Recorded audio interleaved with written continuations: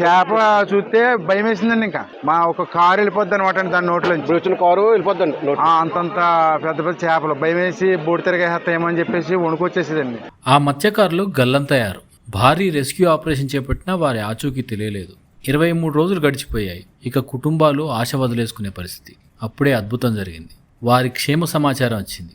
ఇంటికి తిరిగి వచ్చారు. ఇప్పుడు ఆ కుటుంబాల ఆనందం మాటల్లో వర్ణించలేనిది. అంబేద్కర్ కోనసీమ జిల్లా అల్లవరం మండలం ఓడలరేవు గ్రామంలో మత్స్యకారుల కుటుంబాల్లో ఆనంద బాష్పాలు కనిపిస్తున్నాయి. కంటి ముందే కడలి గర్జనలు, క్షణక్షణ మృత్యు వెక్కిరింతలు. అయినా సరే ఆశ కోల్పోకుండా సముద్ర రాక్షసుడితో పోరాడిన 7 మత్స్యకారులు చివరికి మరణాన్ని జయించి స్వగ్రామానికి చేరుకున్నారు. ఈ నెల 3వ తేదీన రోజులాగానే ఉపాధి కోసం సముద్రంలో వేటకు వెళ్లిన ఈ 7 మత్స్యకారులను అనూహ్యంగా మారిన వాతావరణం, ఉవ్వెత్తున ఎగిసిపడిన రాకాసి అలలు సముద్రం లోపలికి లాక్కెళ్లాయి. ఇంజిన్ నిలిచిపోవడము, దిక్కుతోచని పరిస్థితుల్లో 23 రోజుల పాటు దారి తెన్ను లేకుండా ఆకలి దప్పులతో కొట్టుమిట్టాడారు.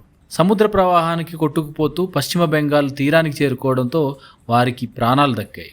అక్కడి మత్స్యకారులు వీరిని గమనించి రక్షించడంతో ఈ భయంకరమైన గండ నుంచి బయటపడ్డారు. పశ్చిమ బెంగాల్లో తమ వాళ్ళ ఆచూకీ లభ్యమైందని తెలియగానే ప్రజాప్రతినిధులు పశ్చిమ బెంగాల్ అధికారులతో సమన్వయం చేసుకుని అక్కడి నుంచి వారందరినీ కూడా స్వగ్రామాలకు తీసుకొచ్చారు. చావు నోటిదాకా వెళ్లి బయటపడిన తమ వారిని చూసుకొని ఆయా కుటుంబాల ఇళ్లలో సంతోషం మిన్నంటింది. తమకిది పునర్జన్మని, మళ్ళీ తమ కళ్ళతో తమ పిల్లల్ని చూస్తామని అనుకోలేదని బాధితులు భావోద్వేగానికి గురయ్యారు. అయిందండి 8ంటికి వెళ్ళిపోయేటప్పటికి అక్కడ నుంచి యాంకర్ వేసుకునండి, బుట్ట అంటారండి దాన్ని. ఆ బుట్ట వేసుకుని 30 మైళ్ళు దగ్గరలో ఉంటే అక్కడ లోతు అయితే మాత్రం ఒక 100 మీటర్ల పైనే ఉంటుందండి, ఇంకెక్కువ ఉంటుంది. అయితే ఇంకా అక్కడ లోతు అందదు. ఇంకా అక్కడ నుంచి ఫిషింగ్ చేసుకుందాం అనుకుంటే ఆ నైట్ మాకేం దొరకలేదు. దొరకకపోతే ఇంకా అక్కడ నుంచి వేరే చోటకి వెళ్దామని చెప్పి ఇంజిన్ స్టార్ట్ చేస్తే స్టార్ట్ అవ్వలేదు. స్టార్ట్ అవ్వకపోతే ఇంకా అలాగ మమ్మల్ని రోజు రోజుకి 280 మైళ్ళలోకి లోపలికి లాక్కెళ్ళిపోయింది. లోపలికి లాక్కెళ్ళిపోతే ఇంకా అక్కడ నుంచి మేము దానికి బరకాలు తర్వాత అన్నీ కట్టుకుని గాలి సాయంతో ఎదరికొద్దామని చెప్పేసి కొంత దూరం వస్తుంటే రాగా మళ్ళీ వెనక్కి తీసుకెళ్ళిపోయేదాన్ని గాలికి. ఒక్కొక్క కెరటం ఇరిగి పడుతుంటే ఒళ్ళు వణుకొచ్చేసేదండి గాలికిని దీనికిని. అప్పుడు చెట్టు అంత ఎంత వచ్చేసేదండి. అక్కడ పెద్ద పెద్ద చేపలు, అవి ఒక చేప అయితే వచ్చి బోటు చెప్పు అది నువ్వు ఉన్నావు కదా అప్పుడు.